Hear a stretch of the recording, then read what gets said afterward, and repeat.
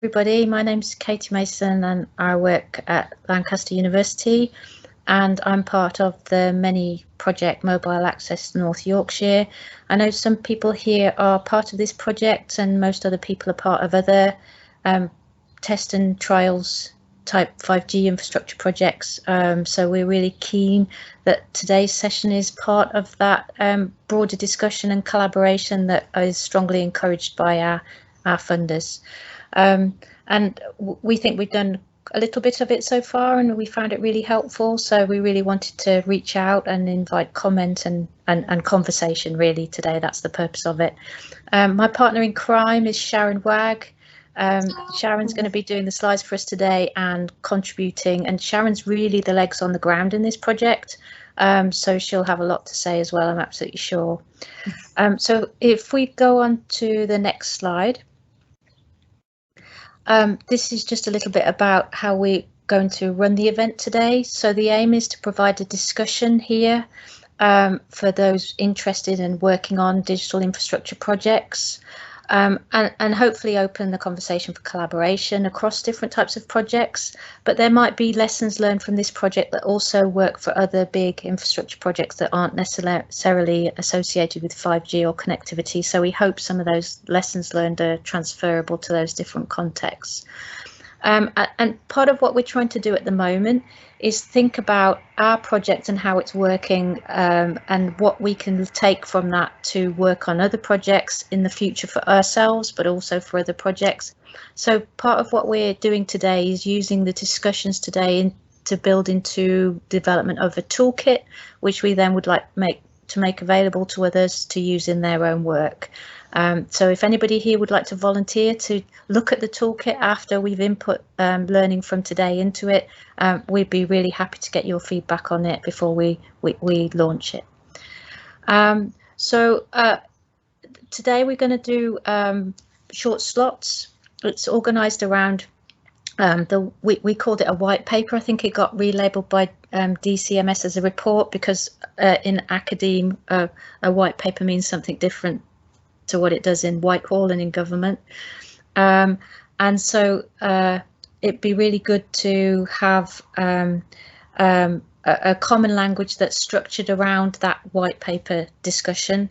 And we're going to break it into the three key finding areas, so we call them themes, and these are working with the community, theme 1, generating joined up thinking, theme 2, and running complex projects, theme 3. And the way we'll do it is present briefly our findings. There's much more detail in the white paper that Rebecca's going to put in the chat, so it's available to you, but I think you've already had it circulated to you before today's presentation. So I'll go over that in brief, but please do bring up anything else we discuss in the project that you might have read or been interested in if I don't mention it. And then after that sort of 5-10 minute introduction, I'm going to open it up for discussion after each of those three themes. So we'll do presentation, discussion for each theme, and then we will have a 10-minute reflection at the end of the whole session. So Rebecca's going to keep us to time and give us a time warning just before we get to the end of the discussion. So thanks for that, Rebecca. And we'll move on to the next slide, please, Sharon. Thanks. So this is just a very brief overview of the Many project, and I think our project's similar to many other projects, which is that we have the technical team putting the technical infrastructure in place and trying out new things that work. And then on the back of that, there are use cases, and these are our 4 primary use cases. What's actually happened as we've progressed through the project and we've engaged with the community is that these have changed shape, and actually we've added extra use cases too. But primarily we've got a healthcare one, looking at video appointments, looking at isolation, loneliness, general mental health type of issues in the community. An infrastructure one that's monitoring flooding and early warning systems, creating early warning systems. A public safety and security, which is framed around mountain rescue, and we're hoping that this is a proof of concept for other emergency services in difficult to reach places. And then the final one is tourism, which is a combination of augmented reality and streaming live events. And we've also now incorporated into that a wedding package service, which has augmented, not augmented reality, but sharing video experiences to help sell wedding packages internationally. Okay. So if we go on to the next slide, I just wanted to say a little bit about our general approach to the project. So you can see a little picture of the white paper in the far right corner, but also the circular diagram is also in that white paper. And this is a diagram that comes out of academic research and engagement with practice more generally, actually really promoted by the European Union, and this is what's known as the Responsible Research and Innovation Framework. And the key idea of this is that when you're doing innovation and making scientific advances, you should do it with and for the communities that are going to be affected by it, so that there's actually an inclusive process and an ethical process that fits with that. And so we took that to our heart right at the beginning of our project, and we've tried to help that frame what we do and how we look at the project. So the three themes that we've got using that framework have sort of come out of that way of thinking, and I think that correlation between the two is really important. I guess the other interesting thing about the finding is to think about the scale at which they're acting. So if you like, we're looking at the scale of the community in a particular place, in a rural community. We're looking at joined up thinking, and again that's place oriented. So we're trying to think holistically about that place. And what we'll see as we go through is that we find that at first we were quite I guess focused on what we were doing as a project and what we'd been given the money to do. And as we engage with the community, we learned to take on a much more holistic view of what it meant to do innovation in a place. And that's been really, really fundamental to how we developed the project.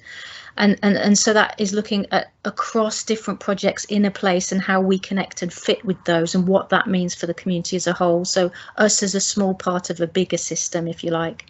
And then finally, the other element is thinking about the complex project, sort of what happens within a complex project and how you make that work well. So there's the broader view and then the more project focused view that we've tried to capture, as well as the community view.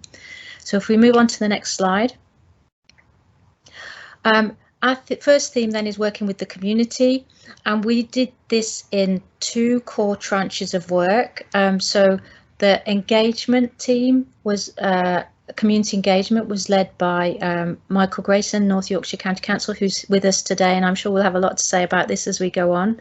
And the purpose of this was to try and work with people in place, local areas, and work with community leaders to inform people about what the project was, what it was doing, how it would be developing, and what the opportunities were for that community to engage with the project and get benefits from the project, because these projects are conceived with community benefit in mind. And then the other tranche of that work, which Sharon and I have been heavily involved in, and of course we work together as a team with Michael, but we frame this as a sort of much more classic academic research project where we looked at framing it as an independent study underpinned by this responsible research and innovation framework, where we were doing interviews with the community. Not everybody's really comfortable with being in a parish council meeting and speaking up. So we wanted to give people opportunity to speak to us one-to-one, where they could really talk in much more depth about their experiences, and we could try and get to grips a little bit more with the reasons why they were feeling in the way they were feeling, what their concerns were, where those concerns had come from, and how they'd gathered information or seen certain types of information that had informed their worldview, because that's really important, if you like, trying to create a situation where we can walk in their shoes and understand where they're coming from in order to work well with them. And we'd planned to do this face to face, and in the early days, Michael at least was able to do some of the parish council meetings face to face. But then we were in the middle of a pandemic, and all our research interviews, where we would have normally gone to people's houses and visited them and collected the data, we actually did it digitally for health reasons and to comply with COVID regulation and restriction. So that's broadly what we did. If we go on to the next slide, we can see what our key findings are. So in terms of what the community were telling us, we asked them broadly about what's your experience, what's your aspiration, and what are your concerns about connectivity, and specific with relation to 5G as well. People's experiences varied, but mostly people had really poor connectivity, which wasted a lot of their time. It made their life more difficult because they found society more broadly was expecting connectivity to be there, and so that presented them with real challenges. We were in time of pandemic, and people felt isolated because they couldn't always connect to people, especially youngsters, and we found people really trying to seek alternative connectivity solutions. So some people have been quite creative with tacking things together on the top of their house to try and pick up a bit better signal, but not everybody had the knowledge or ability to do that. People had very different opinions about the need for 5G, and we found the conversation and understanding of 5G massively variable, but also sometimes people thought they were well informed, and it seemed quite confused sometimes, which isn't surprising because it's such a fast moving landscape and we don't have a clear way of talking about it as a holistic thing. So that's not surprising at all. People told us about their aspirations to have reliable mobility connectivity, so both through mobile phones and through broadband connectivity, and that people wanted connectivity to keep their community alive. So there was a big concern raised about hollowing out, youngsters not being able to stay in place because they couldn't work and do big jobs without the connectivity, or they felt that they wanted to be part of a community where connectivity was part of their lives, so they'd need to move and relocate. So that was a big issue. And people had all sorts of concerns about how they understood 5G, what it was, if it was dangerous, if they were being experimented on. They had concern about the countryside and the aesthetic and what putting the equipment in place meant. They had concerns about how it would disrupt community life because they live in a community with poor connectivity. They organise lots of social events where people aren't looking at their phones, they're speaking to each other, and there was a real fear that people would stop doing that if they had good connectivity. And of course the health concerns that go along with some of the anti-5G lobbying that we see on the internet, and I think some of those concerns are genuinely held and genuinely felt, and we took those very seriously in the way we tried to listen and understand them. We felt that it wasn't enough just to gather this and report it to DCMS. As part of our project, we wanted to gather this and use it to shape what the project did, and also to help us to communicate with the community about what we were doing and why. And that was a really important part of the project too. So if we go on to the next slide. So what we've done from each of these themes is develop what we call best practice principles. So these aren't rules of what you have to do, but things that in principle we think most projects should be doing to help them do this type of inclusive innovation, research and innovation. So these are really what we've said, and there's much more detail on what we mean specifically by these in the white paper, but we've said engage early and often. We used post, digital connections, all sorts of mechanisms to do that, as well as the meetings and the research interviews. Be transparent. That sounds quite obvious, but actually what transparency means to you as a project and what it means to the community. So you might think you're being transparent, but because you haven't given the holistic knowledge that the community wants, they can perceive it as you hiding things from them. And that's quite a tricky line to tread. So that transparency thing is something to be taken seriously and worked at. Be inclusive, especially in times of COVID, it's really easy to reach out digitally, which means you're excluding the people you're trying to reach. So we did use postal methods, but there's all sorts of ways where people exclude themselves because they feel that you're not interested in what they're saying and talking to them. So creating a space for dialogue is really important. And along with that comes the need to be open and honest. And that means saying sometimes we don't know yet how this is going to work out. We don't know if we'll be able to connect you or not. And of course, that's quite uncomfortable for the communities. They want solid answers on things. And so you have to invest time and effort into making that relationship work as an open and honest relationship. So I've got some prompt questions next on the next slide, and I hope we can have a nice discussion around this. These aren't necessarily what we need answers to, but they're more or less to get you thinking and talking. So what's different in our project and our experience compared with yours? Are there any surprising similarities or differences?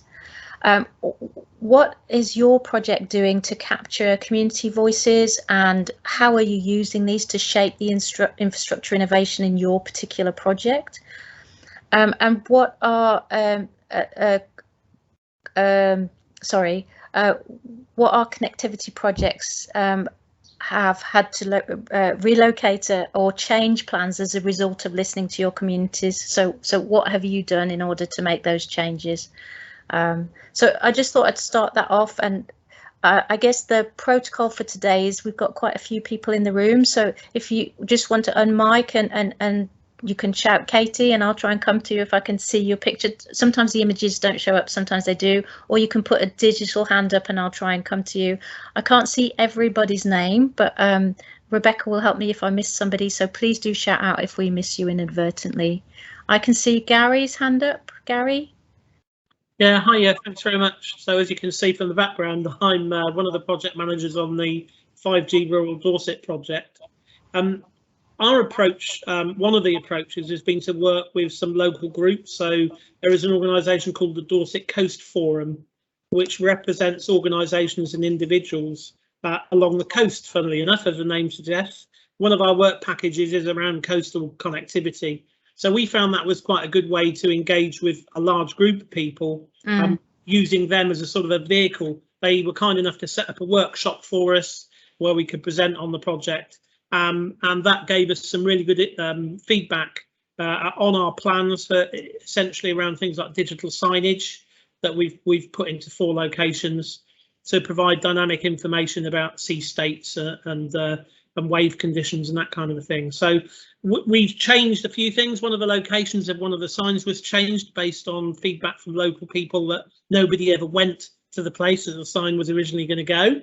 And things like that. So yeah, absolutely advocate what you're saying there about engaging early and taking on board what people are saying.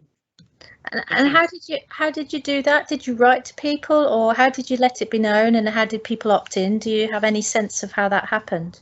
So one of the approaches was via those specific forum that we approached. The other thing we did was we worked through councillors at Dorset Council with representatives of the affected parish councils, offered to go and talk to committees and members, but the parish councillors were very much on board and felt informed about what we were doing and how we were doing it. So again, early engagement with parish councillors who were able, well, they were typically the first point of contact for anybody that wanted to complain about anything.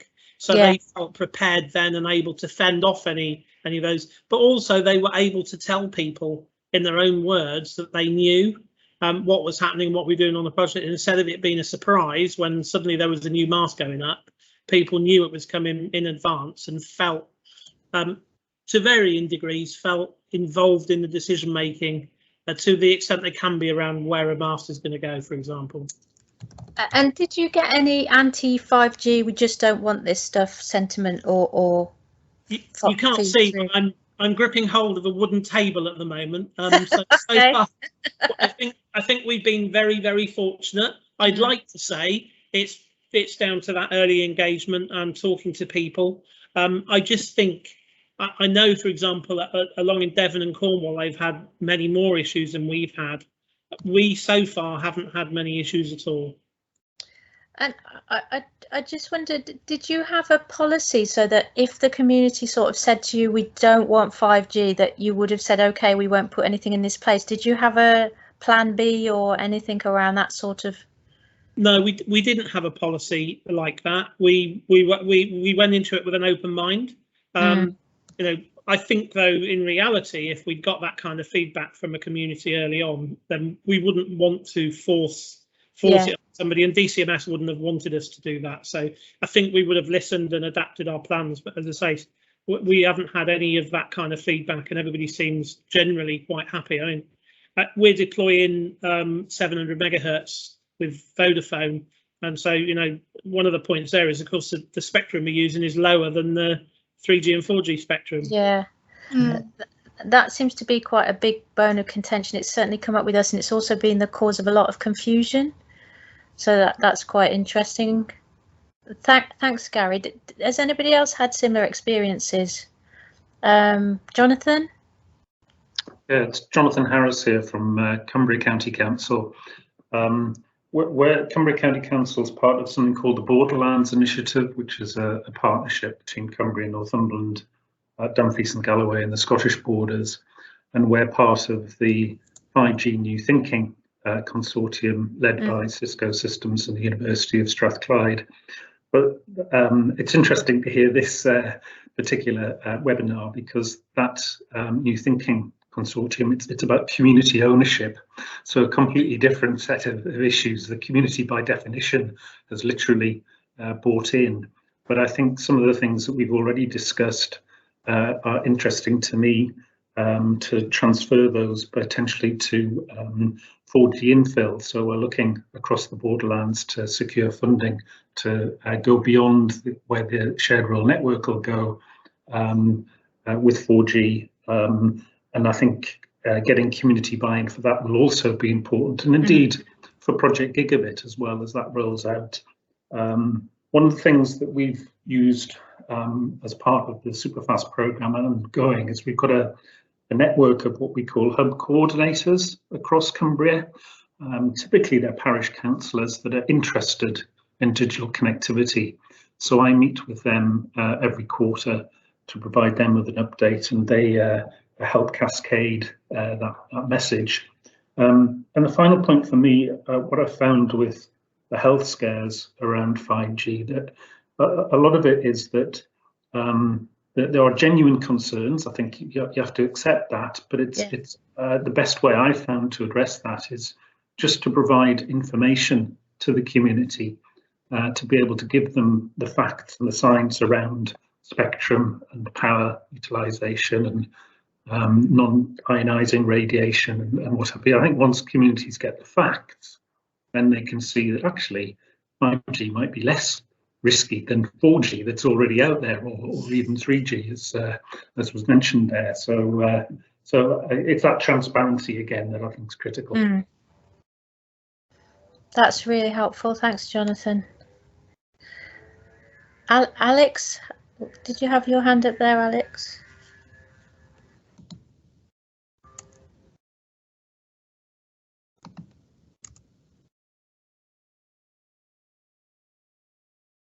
So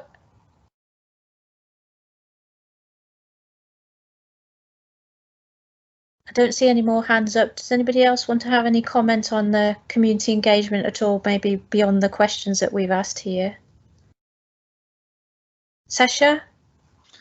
Hi, yeah, it's Sasha from Worcestershire, from the West Mercia 5G project. Just your last comment actually on there about the change of plans of listening communities. I'm fairly new to the project, I've been with it for the last 3 months now, so this is before my time, but one of the use cases we had, which is to do with augmented reality, the company called VRSSS, was around the mobility movements of people who are going through some kind of program to sort of regenerate them, their movements and so forth. And initially it started off being that they were expected to wear like a jumpsuit with the sensors in the jumpsuit, which was probably more to do with athletes and things and so forth that the company worked for previously and so forth, and not necessarily the target audience here, which may have been people with mobility issues or older age and so forth. So they then moved it to having Velcro strap-on type sensors and so forth, but that, from my point of view, was potentially another area of issues, because obviously that requires the individual to understand how they place that sensor on their body and so forth, which may not be correct and so forth. So you'd have to educate them and so forth in a way that they understand the reasoning why. But we are trying a third solution at the moment, which is, I think, what we'll probably end up trying, and we're testing it tomorrow actually in Ludlow, which is using the new technology within the cameras of new modern devices, that no sensors actually need to be placed on the individual at all. So actually you can just use the sensors in the camera. So therefore, if, for example, the person had mobility issues and they couldn't balance on one foot and they were trying to put on a band on their knee or something, whatever, with the sensor, then there's no issues of them potentially struggling with that or falling over and so forth, and all the consequences around that. Because hopefully now the 5G devices that we have, the new mobile phones and iPads and so forth, enable us not to have those sensors on the body, but just to capture it through the camera. So we've progressed our technology, I suppose, with the community requirement, thinking always of the end user in terms of what's best for them and how they can, because obviously with having a iPad or phone, in terms of this technology, modern technology in it, there is no real teaching of the individual of where they have to place that sensor and so forth, and whether it's forward facing, backward facing and everything else, and all the language issues around that side of things. It's literally just here's a device and just point it at you and it will capture the information. And has that technology progressed while you've been working with this group, or is this just your understanding of what's needed that has led you to new searches, and how's that work? I think it's as I say, it's pre my time with the jumpsuit side of thing, because that I say started here mid-May, so mid-April.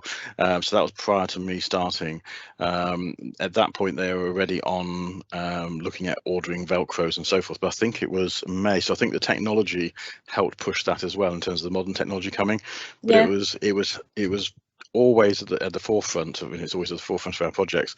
Is actually the audience that we're dealing with, and actually making it as simple as possible for that individual or that community, and not putting the burden on them in terms of technology, understanding, learning, setting up or whatever else. So because they may not have the faculty to do that.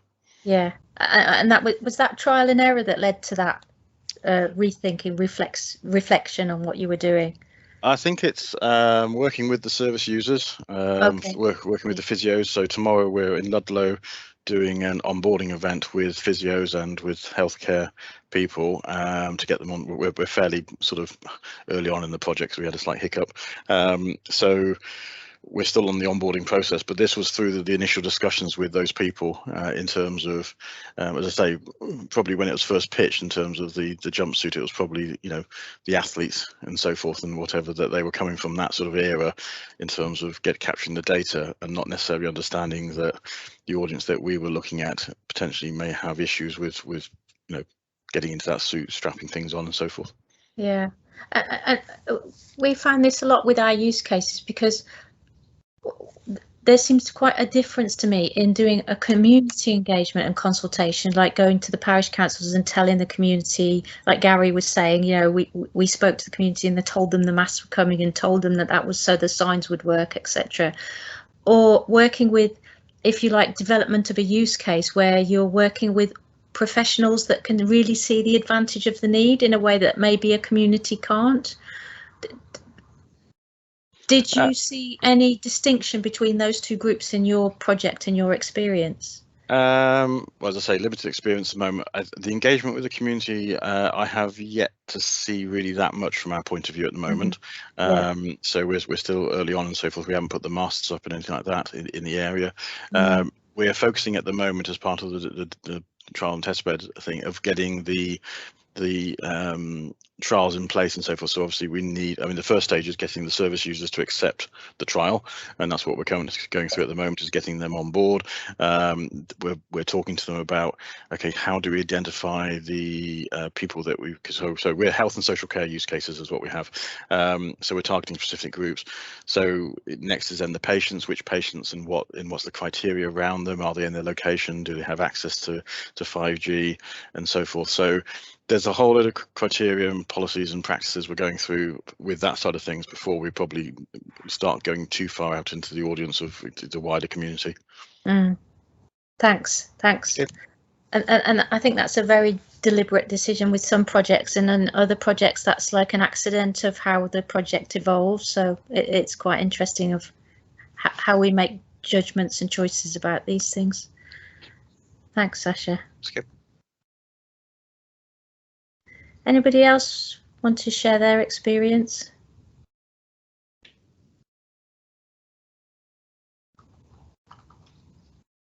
Okay, that's great. So I think we'll move on to the next theme. So Sharon, if you want to stay in this presentation mode, I think that's fine. Yeah. So we can take notes and capture people's comments and thoughts.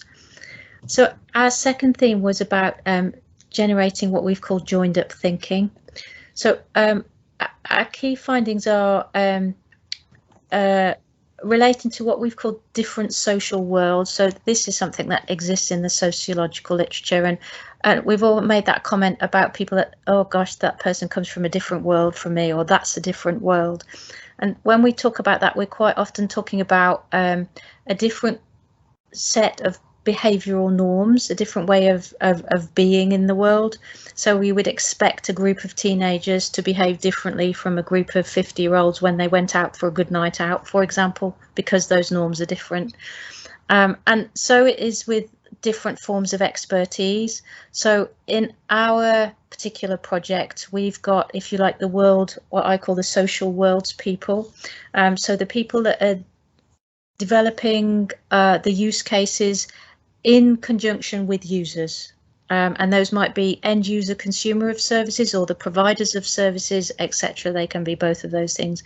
And then we've got another world, which are the technical people putting up the masts, making sure that the monitoring of the equipment, that the equipment's working, and they speak a different language. They have different expectations of what needs to be done. They have a different role in the project. And so sometimes we find that these people speak across each other, and that the language is so different and the expectation is so different that we have to work quite hard to understand each other and make sense of each other. And that is exemplified when you put a project into a community setting. So when we first went into one of the early parish council meetings, we had a slide deck that says, this is our project. This is the 5G technology we're putting in place. There'll be one mast. It'll be going here. We're in the process of putting a planning application together to go in. It hasn't gone in yet, but what do you think about it? And we were hit, I think, quite quickly with outrage from the community that actually we weren't being honest, that already 6 poles had gone up in the village, and why hadn't we asked them before that point? And we didn't know that poles had gone up in the village because they weren't part of our project, and we didn't know that the other people, and I think it was an MNO that had put the masts up for a specific project and a specific task of work. And so our project then had to go back, and I think it was Michael that had to go back and search through all the planning applications so we could then go back to the community and say, okay, those masts are part of this project and they're doing that, these masts are part of that project and they're doing that, and our project is doing something different.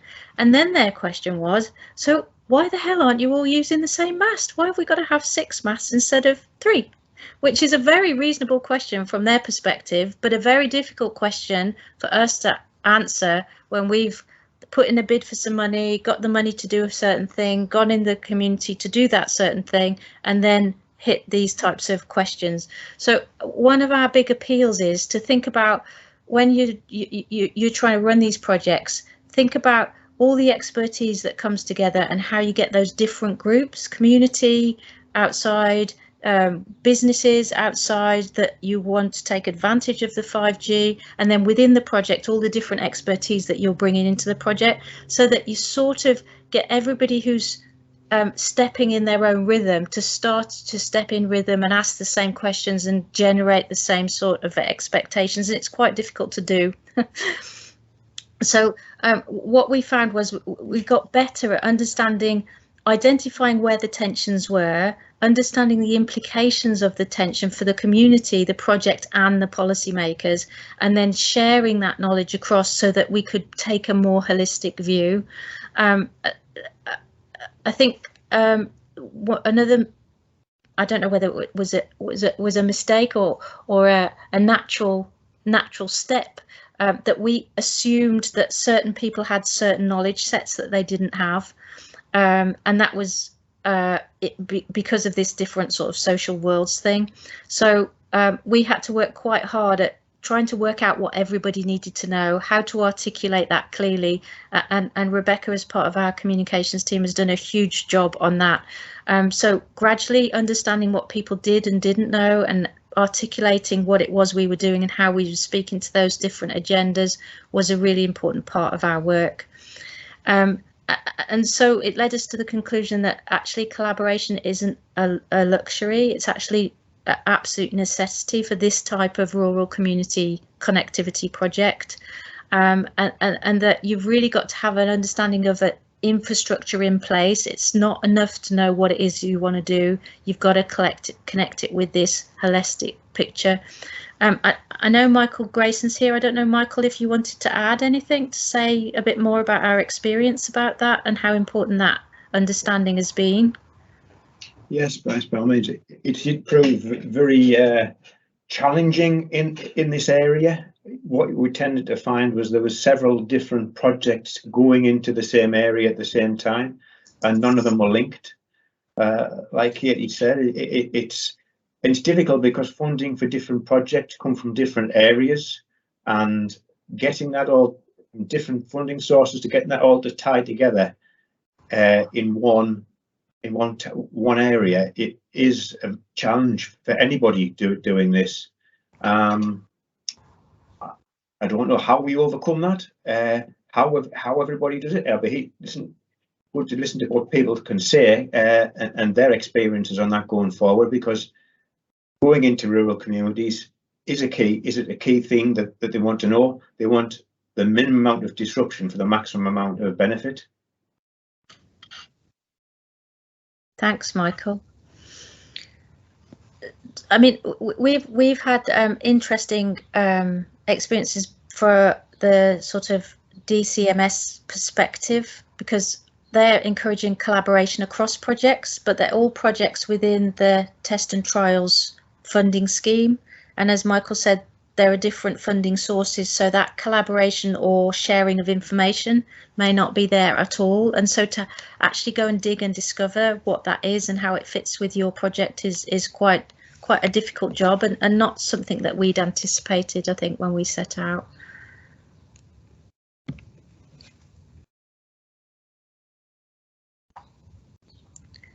Does anybody else want to talk about their experiences of that?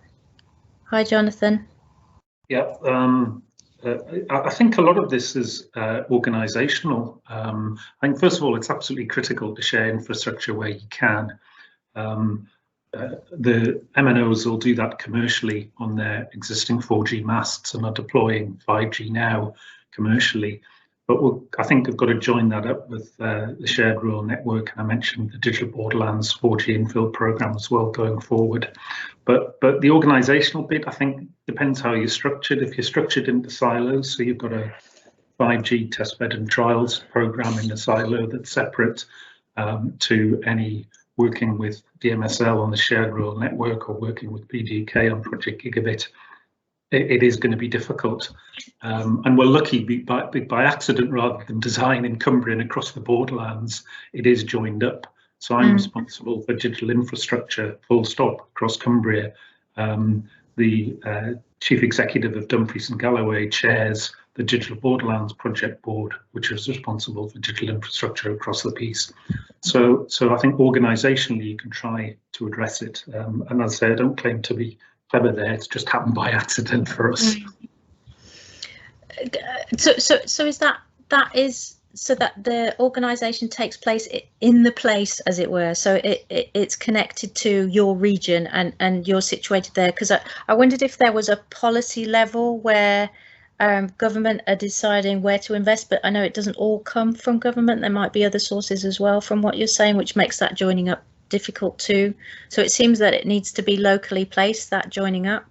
No, absolutely, and it's a strategic thing. There needs to be a strategic view across digital infrastructure within a local body area or a collaboration of local body areas.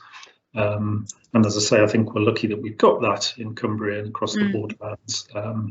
But that certainly helps for sure. And so do you take that understanding with you to every project when you're deploying it on the ground, of what's going on holistically as well as what's going on specifically in that? Yeah, no, absolutely. I mean, and just to give you an example of that, the sort of root of all of this is more fibre. So, you know, you need fibre to support 5G. You need fibre to support 4G. Obviously, Project Gigabit is all around fibre. So unless you reuse those that asset and that infrastructure, so we've got a map of Cumbria, for example. It's got every fibre asset on there, including the Home Office Extended Area Services mast, so now part of the shared rail network. We haven't yet looked to deploy 5G in Cumbria. There is some commercial 5G, and it's quite hard to keep a track of that, I have to say. Our tests are actually in the 5G New Thinking Consortium in Orkney. But again, there's a joined up approach there.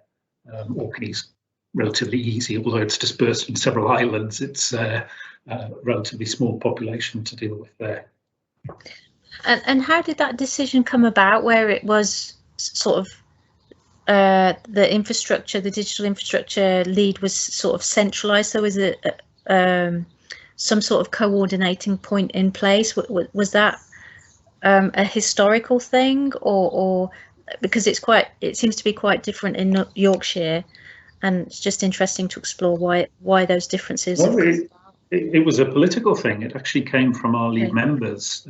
So I update lead members, and this was part of the Superfast programme several years ago. And what they wanted to see is an all-encompassing digital infrastructure strategy. So Cumbria County Council, and indeed the Borderlands now, has a published digital infrastructure strategy that it looks across the piece. But the initiation of that was a political thing, our members wanting to drive that and have that holistic approach.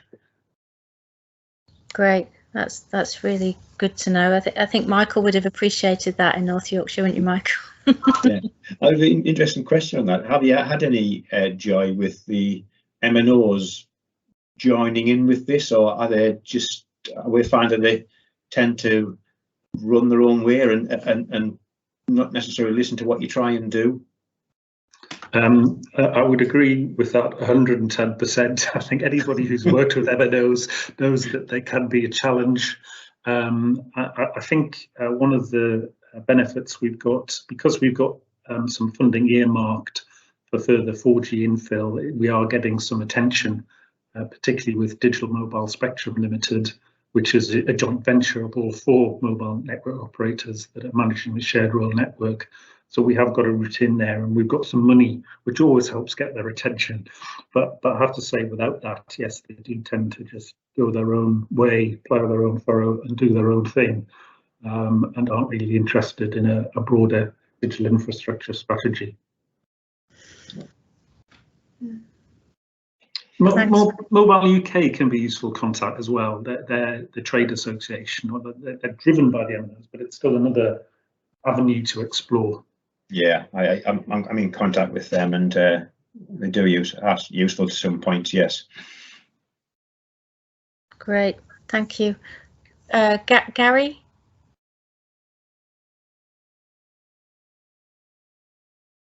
It helps if you unmute yourself, doesn't it, before you start speaking? I was just going to make the point there. So one of our project partners in Dorset is Vodafone, and they are certainly challenging to work with, but I suspect any of the mobile operators would be equally challenging.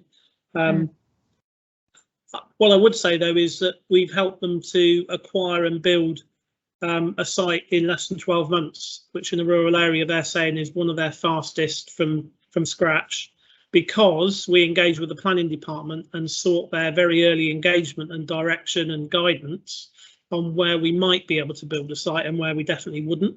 And that was a little bit of a revelation for Vodafone. Hopefully they wouldn't mind me mentioning them by name, but they have a business as usual process that they go through, like many organisations, to build a site. And what we've done is tried to help them to think that in a very, very rural area with triple SIs and AONBs, sometimes that trying to force that process to work will not get you the outcome that you want. And I think we've demonstrated that quite nicely. It's actually one of the benefits that we've identified is working together in partnership to achieve the public good actually can get you the ability to build a site where otherwise you might not have been able to. That's really interesting. So could you just tell us a little bit more about that process, how you went through that engagement and how you persuaded them to engage in the first place? Well, so I wasn't involved in the bid, but they were one of the early partners that were involved in bidding to build a couple of sites in Dorset to demonstrate as one of the RCC projects how 5G could benefit rural environments. So very similar to yourselves. Yeah. So they agreed to be part of that bid.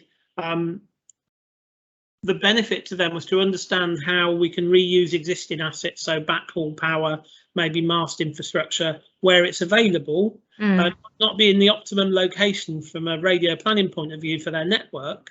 But if you can't build a site in the optimum location, then it really doesn't matter that it's the optimum location. You know, so sometimes, you know, a 95% solution is better than no solution at all. And it was that kind of conversation. So look, there's got to be a bit of give and take here. And then, you know, there'll be things like, yeah, but what about the code? We can build a site if we want to. That, in my experience, that just gets people's backs up. Doesn't get everybody working together in, you know, on the same page. And so that's what we tried to do is say, look, let's talk about it. Let's get around the table. We actually did that. We got around the virtual table with the planning team and Vodafone and their partners in the supply chain and said, OK, so here are some nominal locations for sites. What's wrong with these planning department and why can't we build them here, and where could we build them that would be sufficiently close to that for it to work? And between that, sitting around on the table for an hour and a half to 2 hours, we came out with 2 or 3 nominal locations that would generally work for all the stakeholders involved. And then we took it to the next level and started to do site surveys and geotech surveys and all that kind of stuff. And that seemed to have worked really well. And do you think that's opened the door for further conversations? Do you think that's a new way of working, or is it a one-off? How do you stop it being a one-off? Well, I'd love to say that it would be a new way of working, and but my suspicion is that it won't be. And that's one of the things we fed back to DCMS really is that, you know, shared rural network is a great example of where that kind of an approach would probably be useful. Because ultimately you're trying to build sites in areas where it's going to be hard to build sites. Yeah. It's interesting that, Gary, because I have managed to get that working in North Yorkshire at the moment. Are we trialing it? Certainly we've got 6 sites through the shared rural network going live, and I've got early discussions with ourselves, the planners and the people building them sites to try and achieve this. Whether it works or not going forward, I'll hold my breath. But yeah, that we have taken that challenge on board, and we're looking to utilise that. And there seems, so with things like heritage impact assessments and stuff like that, where they're required, I think sometimes there's a tendency to do what we've always done, or, you know, the supply chain will deliver what they have in their agreement with the MNO to deliver, and sometimes that isn't quite good enough for a very sensitive site or a very difficult site.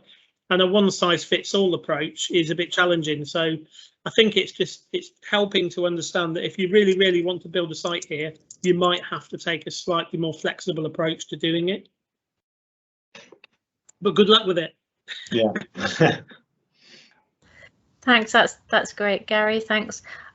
I can see we've also got Daniel and Kevin here from Cybermore, who've done a number of these type of digital projects in different places and spaces over the years. I wonder if either of you have anything to say about, you know, the importance of this sort of peripheral vision of what's going on in a specific place that impacts how you do these projects. Yeah, I think it's really interesting hearing the findings and just, you know, getting your reflections, Katie, as someone who comes in and just looks at what's happening, how people react, because quite often we're stuck in the middle of actually trying to deliver a project against quite a tight set of time scales. Typically DCMS want to see these projects run for 12 months, and that's nothing when you think about the time it takes for communities to actually get their heads around the idea of a new sort of 5G technology. It's nothing when you look at how long mobile operators take to make decisions. I mean, Gary mentioned earlier about the 12 months on that Vodafone mast being a record. So we have to manage the expectations of the funders and also the expectations of the community, which is really hard. And one of the things we've always been able to do at Cybermore is somehow manage to get through that, not completely unscathed. But I think, you know, my sense is that if you actually listen and engage with people, you do get a lot of buy-in, and they recognise that generally these interventions are positive. It does help get more young people to stay in the community. It helps attract tourists if there's better connectivity. So there's a sort of general level of support for it. But then when you focus in on an individual site where you're going to put a pole or a mast, that can quite literally be a lightning rod for local opposition, and it manifests itself in sometimes quite vociferous opposition to why does it have to go there? Can't it go somewhere else? And I think there we have another sort of real juxtaposition. There's often a huge amount of investment in terms of looking at the sites, understanding how to get power to that particular site, what radio equipment can go on the site. A lot of time goes into actually understanding that, so it can be really inconvenient when we get, when there's a lot of public support for it, but we have one or two individuals that really don't want to do it and act as that catalyst to create wider dissent about the project. So it's a really difficult balancing act. But what we've found quite often is by going along, standing up at a parish council meeting, trying to speak to people as individuals and understanding their concerns, that goes a huge way to actually addressing those problems and gives us a far better chance of reaching a successful conclusion with it. That's great. Thanks, Daniel. And I think Sharon and myself have had conversations with community members where they really feel that we've already made the decision. So we're trying to do this community consultation to make it the best fit, and that we've already made a decision that the masts are going in and this is going to happen.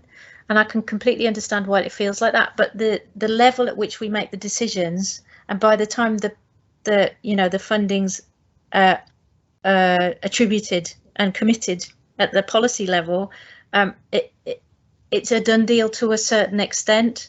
And so that expectation management, I couldn't agree more with. I think it's very tricky, and we need to learn how to do it well, because it's something that's going to pop up time and time again.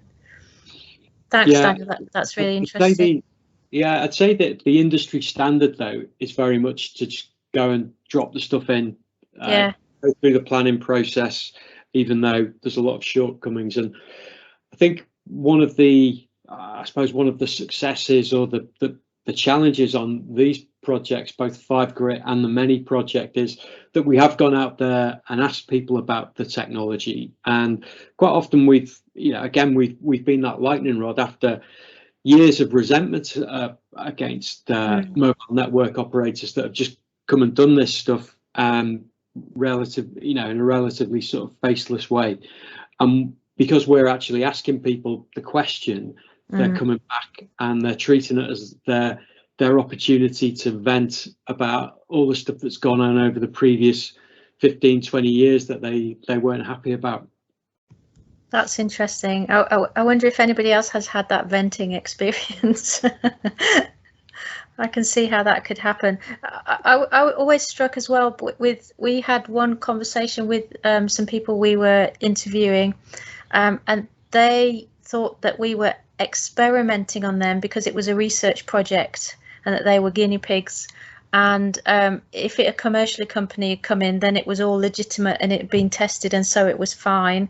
And so even though we've got this whole ethics process in place and this whole consultation process in place, which was very different to how an MNO would approach it, we were cast as the baddies.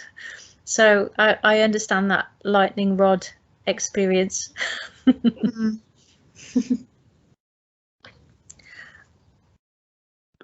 I don't see any hands up, but I can see a few names people haven't had a chance to speak. Freya, did you want to come in and say anything? It's fine if you didn't, just inviting you to have the opportunity.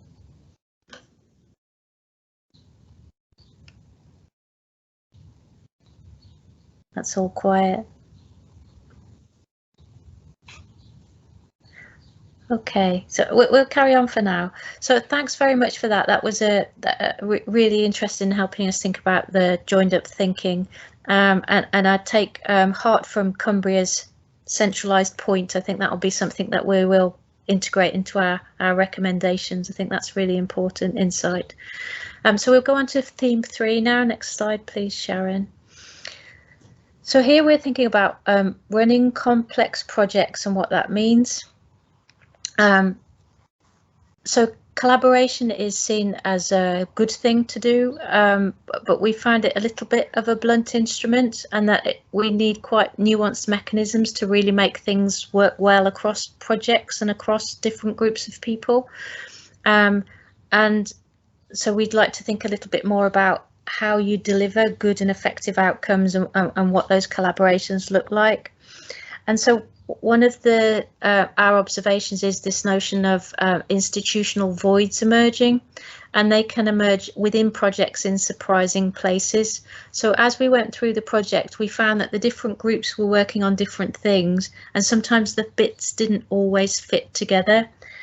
So in between listening to the community and working out what the community were telling us and what their concerns were, and then trying to feed that into the project so that we could make changes to the projects to take account of those concerns, especially if it was about moving a pole because it was in it was thought to be unsightly or in a site of particular beauty, or just like Gary gave us the example of the coastal sign in a place where nobody was going to go anyway, is not much use.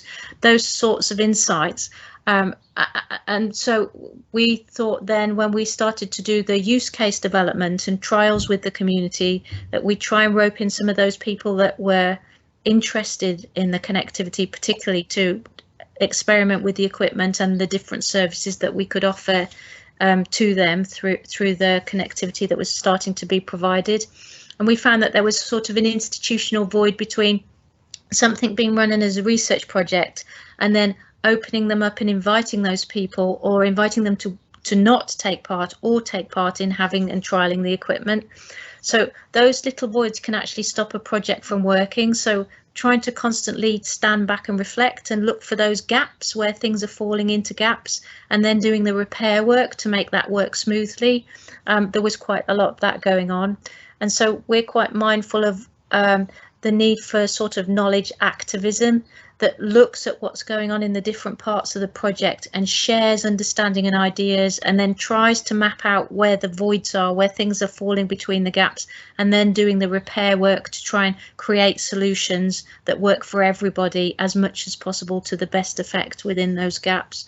So that's one of the big insights from thinking about it as a complex project. So here we're really trying to understand how you make collaboration work between the different groups within the project, and also bearing in mind that that helps with the nuanced understanding of what's going on your project. Those knowledge activists can also play an important role in connecting to other projects, especially around best practice learning and opportunities to extend, if you like, reach of the benefit realisation, so that we can think about how to scale up what it is that we're doing and bring more benefits to more people.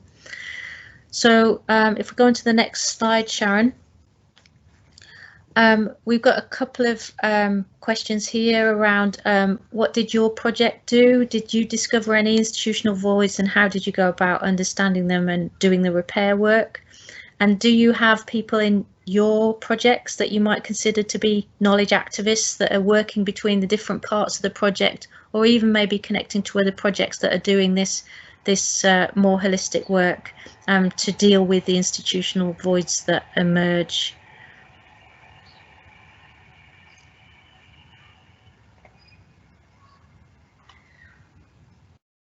Hi, Gary. I feel like I'm grabbing more than my fair share of the mic here, but so do tell me to pipe down if I'm talking. Not at all, Gary. Thank you. We're very fortunate to have a chap called Dave Happy that I'm sure many of you will know, who, he might not mind me saying, is as mad as a box of frogs. Absolutely bonkers, but he is absolutely fantastic at stakeholder engagement and corralling disparate bands of people together and bringing them into a common understanding and getting them all pulling in the same direction. And I include in that friends from DCMS as well. He's got fantastic relationships. So I think one of the key things on a project is having somebody whose day job it is to do collaboration is really critical. As I say, we're very lucky to have Dave. We've also benefited from a PhD student who's been on an assignment to the project for the last 5 or 6 months, working alongside Dave, and that's a really great idea that DCMS have found to be really useful in terms of it's something they're going to carry forward perhaps for other projects in the future. What a fantastic experience for a young person to spend Absolutely. 6 months, working with SMEs and larger corporates and DCMS and the local authority and understanding some of the challenges in that. So I think, yeah, the key to me is having somebody that understands the challenges and is able to reach out to other people within the organisation, but also more broadly. Like all local authorities, I mean, we've got some challenges around silos. Friends in the Highways Department, perhaps we've got an element of our project called the Asset Hub, which is looking at how you can map and make assets available to other organisations to help to roll out broadband and mobile infrastructure. And you find that people in an organisation consider those assets to be theirs personally rather than assets of the organisation. And so those kind of barriers really do need to be broken down. And with access to infrastructure regulations, I think we have to recognise as local authorities that the time is coming where we'll be required to make those assets available if a fair request is put in to access them. We may not have the tools that we need or the knowledge to be able to do that, but we will have to have that at some time. So these kind of projects are a great opportunity to get the tools and the knowledge you need to be able to comply in the future. Yeah, there we go. There's my little piece. That's really helpful and very interesting. I love your comment about the PhD student, and that gives me an excellent opportunity to invite Ariana to say something. So she's a PhD student working on our mini project with the mountain rescue team. Ariana, would you like to say something?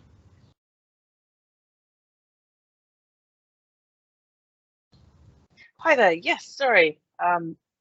Great to be here. I am loving listening to all of this. Was there anything in particular you wanted me to say? Just about your experience as maybe being a knowledge activist, what knowledge you're bringing to the project and how you're sharing it with other people and learning from other people. It'd be really interesting to hear. For sure, of course.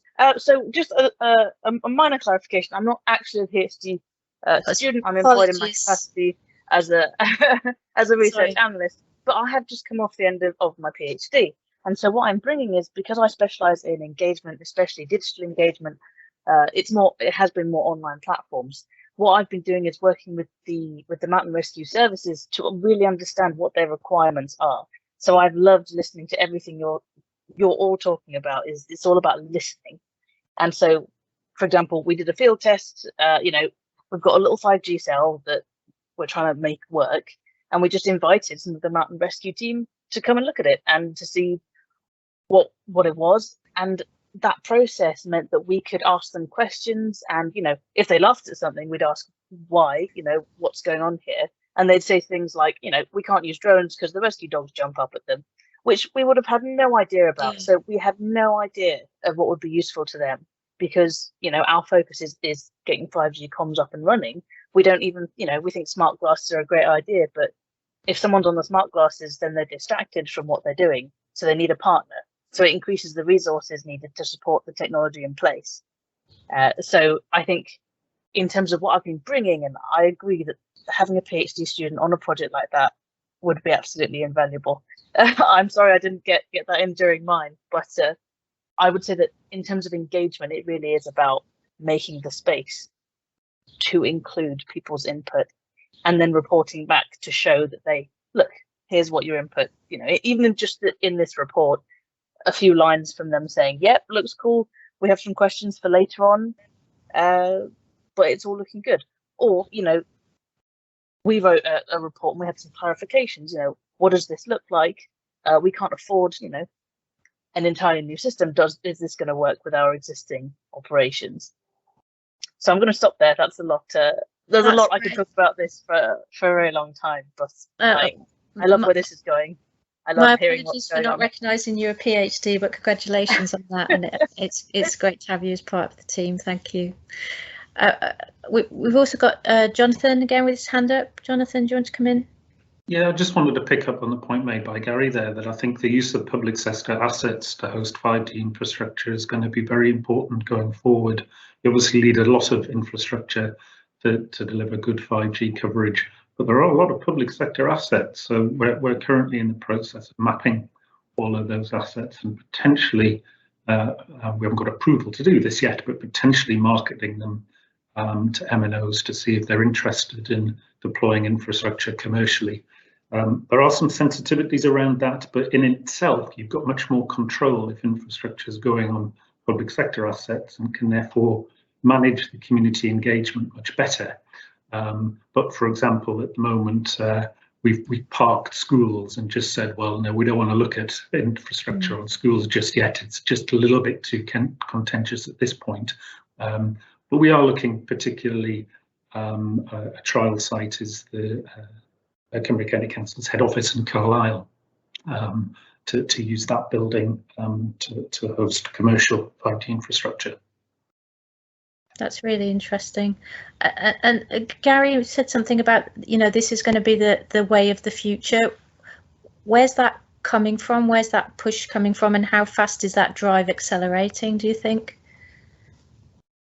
So you might have seen recently DCMS have launched something called a DCIA Asset Accelerator project. Okay. There's NUAR in London. So it's really about there's a number of things. So NUAR was around strike avoidance initially for underground assets. That was the reason it came into existence. We wanted to add an element into our project called the Asset Hub, because we recognised that you can't keep reinventing new infrastructure. It doesn't make any sense, and it just makes it more expensive. So one of the barriers to rolling out infrastructure in any rural area is the cost of deploying the infrastructure. Yeah. So that was kind of why the Asset Hub came about. But of course, the telecoms code and all of these different things, the drive is towards asset reuse, because it's got to become more cost effective, and therefore if you put in highways duct down, there's a number of reasons why you might want to make sure that duct is properly mapped and can be made available for two reasons. One is you might potentially be able to generate some revenue from it if you wanted to, and that partly will be informed by the political persuasion, if I can call it that, of the local area. In Dorset, for example, not wishing to speak for our elected members, but the mood music is more around, we want to do this for the public good rather than to generate money. So actually, if it's going to cost us a little bit more to make that duct accessible to other people rather than just for the highways piece of fibre, then we'll spend that money, and maybe that cost, that just the cost of making it accessible to others, will be the cost that we charge to the telecoms provider that's going to use it to deploy fibre faster and quicker, if that makes sense. But through that access to infrastructure regulation, my understanding is that operators will be able to approach a local authority and say, can you tell me everything you have on assets in this area, please? There is a requirement for the local authority to comply with that and give the information. Now, many of our lower tier local authorities, so town and parish councils, have assets, but they're literally recorded on the back of a fag packet. So there's no electronic way of making that information available. So that needs fixing for everybody, I think. So that really speaks to the big holistic and peripheral vision that we can not only collect but also share with other people, and then use it to bring these types of projects together and to think in a more systematic way. I think that's really helpful. It's a really good point. I'm just thinking about, we talked about public assets, and I'm thinking about, you know, the public good and the common good and public service and the, you know, the general collective of doing good for communities. I can see Marku Woods here. I know you're involved in a collaboration with the Many Project as well. I wondered if you wanted to say anything about your experience of starting to collaborate and what this means for the services that your institution offers. Yeah, sure. Hi, everybody. In what sense, Katie? In what sense? I mean, it's been good to get on board. How can I focus your answer? So I was just thinking about the work you're starting to do to think about testing out the use case for potential mental health services using digital infrastructures, and the challenges of what makes it difficult to do, what sort of things are we having to put in place to make that work, because that wasn't envisaged as part of the project in the first place. That's sort of come out of it as a result of how we've progressed and the contacts we've made. So just a little bit about that would be really good. Yeah, so we've always had difficulties getting into those rural areas as a trust. So I've come on board. I'm a consultant psychologist in Teesdescombe and Wear Valley Trust, which is the biggest trust up here in this region, which covers North Yorkshire and many areas. And I also work with Northumbria University on our children and young people's mental health. I have an oversight of the children and young people's mental health programs, just to give you some context. But the collaborations we're looking at are that we've always, within our trust, we've always had difficulty accessing those remote areas, whether it be in County Durham or whether it be out in, of course, in this case, in the Coverdale area or around North Yorkshire. So So for us, previously, it's meant one of my team will have to travel an hour and a half or 2 hours to get out to do a remote visit, to really get to see someone and get a feel of what's happening for them with mental health difficulties, be those adults or in my specialty, young people and families. So we're looking at 2 hours out, 2 hours back, potentially an hour in the middle. So we're looking at, you know, if, best 1 or 2 visits a day for my team, whereas using a platform like NHS Tend Anywhere, you know, we've been able for the first time to get into these areas and deliver something that is really developing an evidence base. So the collaboration that we're doing, looking to do with Katie and Sharon and North Yorkshire is pertaining to what's the use case, what sort of utility could increased connectivity have. Even when we have got connectivity, people are using small devices, or they're trying to use 3G or sketchy sort of network. They might not have the bandwidth or the minutes allowed in their contract to be able to have a proper video call. So the potential for us is really significant. being able to see someone, being able to get a feel for. We've been improving our therapy techniques. So I'm on 2 devices here, so I wouldn't usually be at this angle, but we've been training our trainees to be able to show body language, to be able to look, to be able to sit straight, to be able to try and show you how I'm communicating and trying to position things so that you can understand this therapeutic process. So we obviously intervene with adults and children with mental health difficulties. So just to coin that then, or just to bring that to a close, the project that we're doing with you guys will look at potential benefits and the utility of bringing in technology and increased connectivity, and how we hope it will improve outcomes and the experience for people with mental health difficulties in these remote areas. Does that give a bit of a... That's really helpful. Yeah. Thanks, Marku.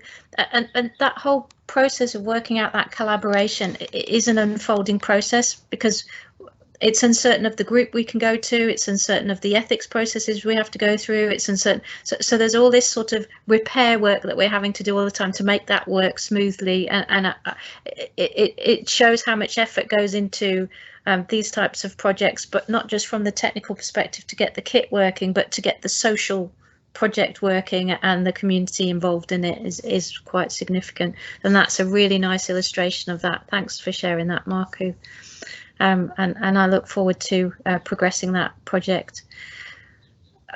I just wanted to give Lucy a chance to come in as well. So Lucy works for Community First, and she's also been involved in this in one way or another, listening to the community and trying to connect it with the project and help us think through what we're doing so that we're doing the best we can for the project.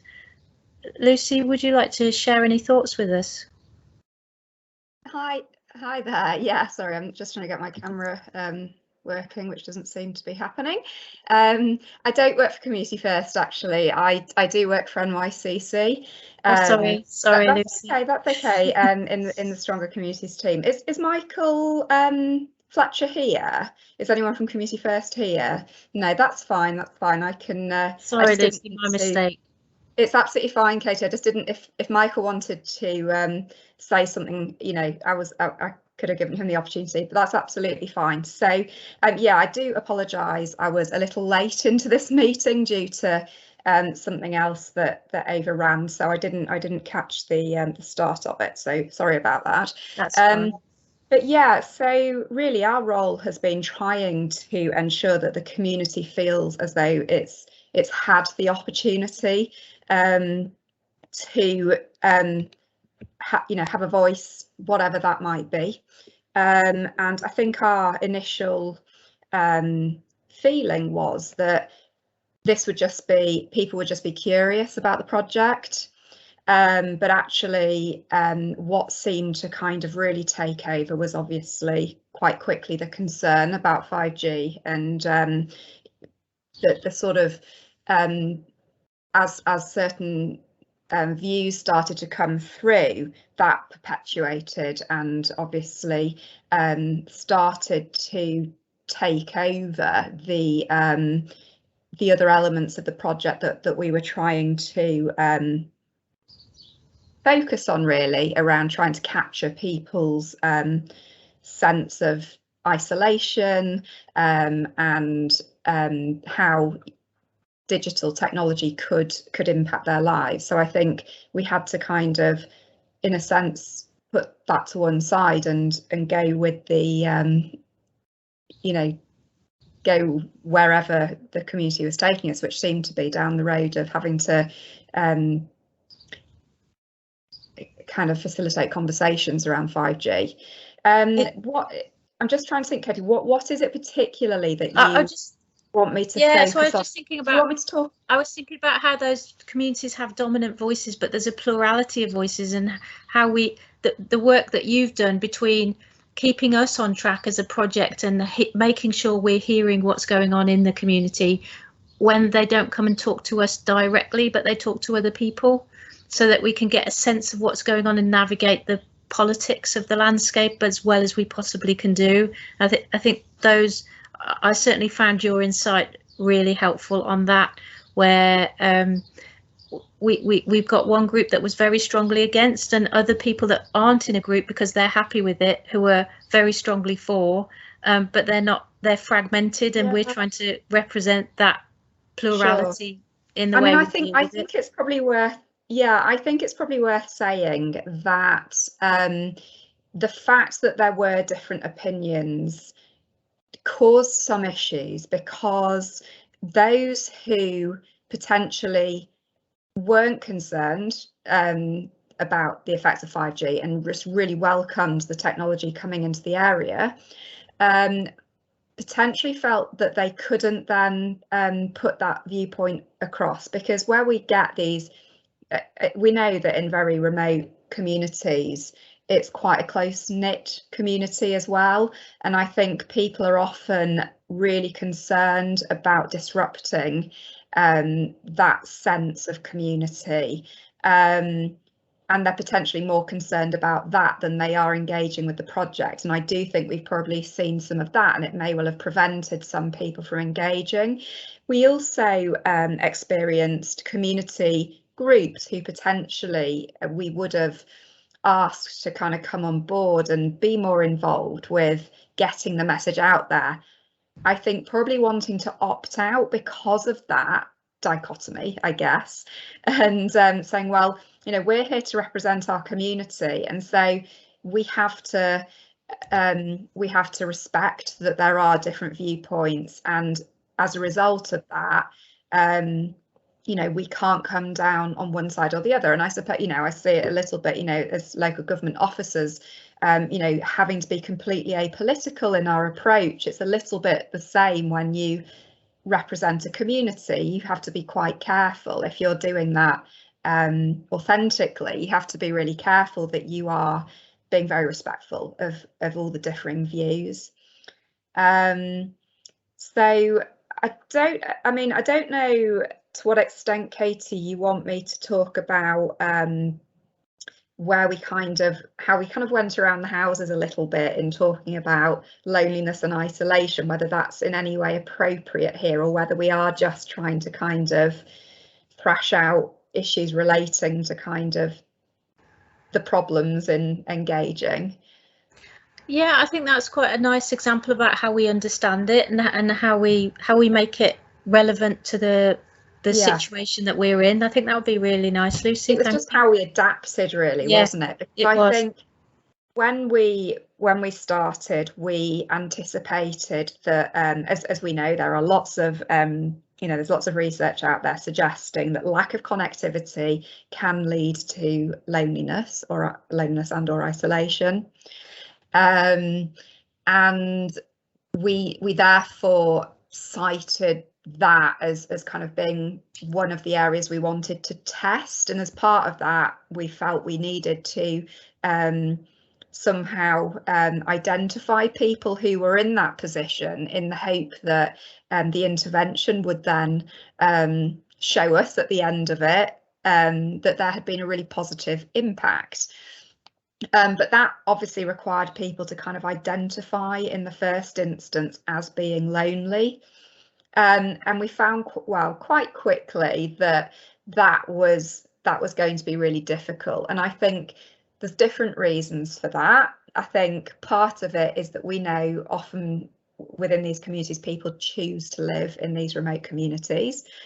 And they want to live there because it's remote, and they like the fact that access to services isn't necessarily as easy. But we also know that in these rural areas, people are incredibly resilient, and that there is a very strong sense of community. And so that kind of alleviates, I suppose, some of the loneliness that you might otherwise get as a result of lack of access to technology. So yeah, we very quickly found that we just weren't going to be able to go out there and identify people who would themselves identify as being lonely. So we kind of adjusted our thinking around it. And when we looked back through transcripts of interviews, we found that people weren't talking about being lonely, but they were talking about I suppose, difficulties in their lives as a result of that poor access to technology. So I think one really good example was somebody saying that they were often worried about going out of their home into the local community, not necessarily further afield, but into the local community where they knew that they just didn't get any mobile signal. It wouldn't prevent them getting in their car and driving out of the area, but they were quite fearful of just going for maybe a walk in their local area because they knew they didn't get any mobile signal, and if something happened, they wouldn't be able to call for help. But, you know, perhaps in their house, I don't know if they put the phone, well, I suppose they had the landline, or, you know, you sort of put your phone up on a certain windowsill in the third bedroom and you might occasionally get 1 bar of signal. So they, I thought that was a really good example of somebody kind of being quite specific about something that they were fearful of. And so we quite quickly realised that actually when we looked through all the transcripts, there were loads of instances where people were experiencing that kind of barrier, or, you know, they were, that there were some impacts, negative impacts on their life. And so we started to think about isolation being the thing that we were really trying to have a positive impact on, rather than loneliness, because we realised that loneliness is an emotion, it's not necessarily an outcome, and it's an emotion that can be very variable. Whereas we were seeing the technology as being the barrier that was causing a form of isolation. And obviously we don't know what the outcome of that might be. Frustration, it might be loneliness, or it might become loneliness in the end. So I think that was quite an interesting journey in a way, because we realised that actually there was loads of evidence once we reframed that and looked at it through a slightly different lens, that there was you know, a lot of evidence to demonstrate that barrier and that impact on people's lives, even if they didn't particularly pick up on it as such, that actually, you know, through, you know, ongoing conversation, these little stories were coming out. That's really helpful. Thanks, Lucy. And it is a nice illustration of, you know, the particularity of knowledge in a particular place. It's those details that make the difference, isn't it? Yeah. Thanks, Lucy. Is there anything else, Katie? I'm not quite sure. Sort of. No, that's really helpful. I think that's good. I think we'll just move on to the concluding section of the workshop now, which is just to ask everybody for their reflections. We've got a couple of questions here, but this is open to anything that you want to say, really. So I'd like to ask, has the workshop helped you think differently about your project? What and how? And what are the things that that your project is doing that should be taken into account on such projects? So the one thing that your project is doing that maybe we should be taking account, or other people doing projects in this room should be taken into account. I'd love to hear those observations and any others you might have.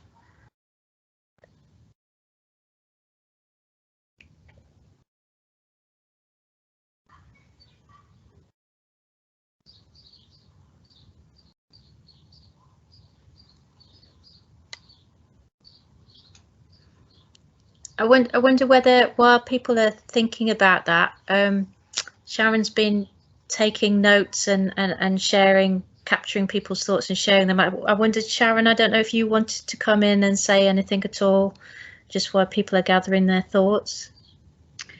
I think certainly what I've found from working on the project is just really the importance to communicate. So for us to share our knowledge with other stakeholders within the project, and then also beyond the project as well. And I guess this is partly why we're doing this event as well. So it's trying to avoid working in silos and actually trying to bring together knowledge. And it's not always right, but just working with that. So I'd say that's one of my big things. Yeah, that's great. Thank you. I can see Victoria's joined us, I think, from North Yorkshire County Council. I've got a couple of these wrong, so I hope I've got that right. Victoria, would you like to say anything from your perspective? Hi, I'm here on behalf of Community First Yorkshire. I'm Michael's line manager. He can't be here today because he's. Hi, Victoria. Hi. Yeah, lucky things on annual leave today. He's in the Lake District. Lucky man. Yeah, so I've just come to listen to the other sort of opinions in the room because I'm not very experienced in this area. So it's just been really useful to find out what other organisations do and how they work in the community. So yeah, just thank you for your time. Really, it's been really useful. Good, thanks, Victoria. I'm glad you've enjoyed it, and welcome, most welcome.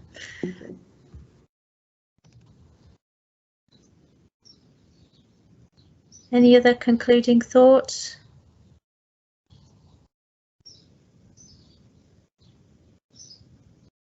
Freya?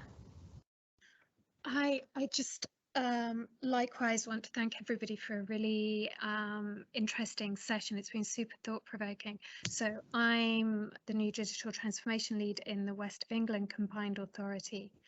And I'm going to hold my hand up when it never occurred to me to engage through parish councillors. So thank you. That's now on my radar. That's a really, really good route in. And it's really interesting just to listen to everybody's views on sort of being joined up. That's something that I'm looking to try and do here. And just other people's experiences. I think I need to sort of reflect and digest. So I'm looking forward to getting the slides and just hearing other people's comments. Great, and welcome, Freya. It's really lovely to see you in a new role and all these complexities opening up before you. But please do reach out to us if we can be of assistance, and very happy to share whatever we have. So thanks for joining us today.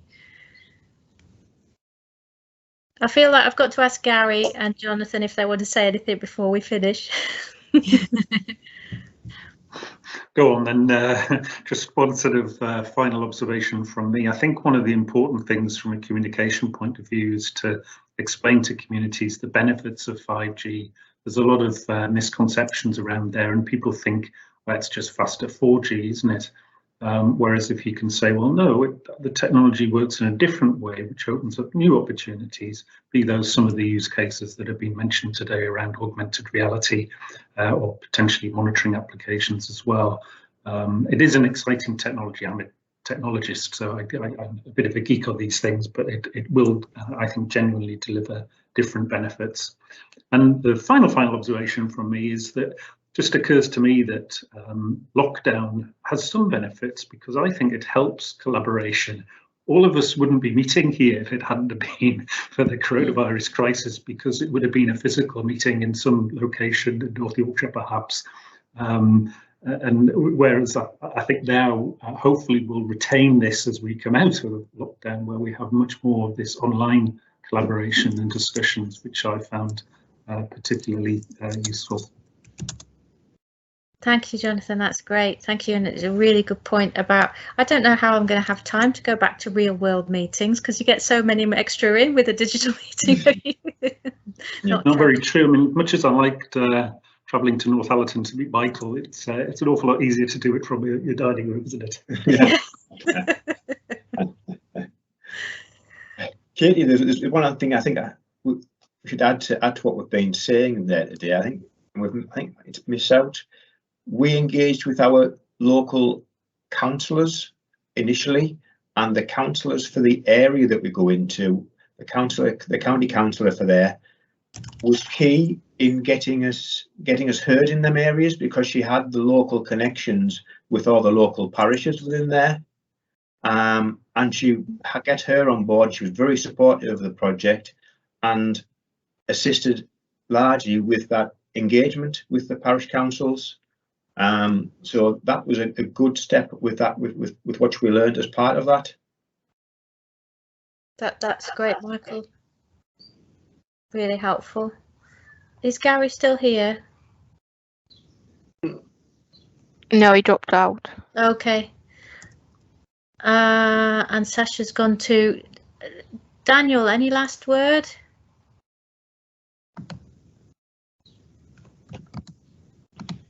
I'll always chip in a last word, Katie. Thank you. I think the just listening to some of the points in the last sessions, one of the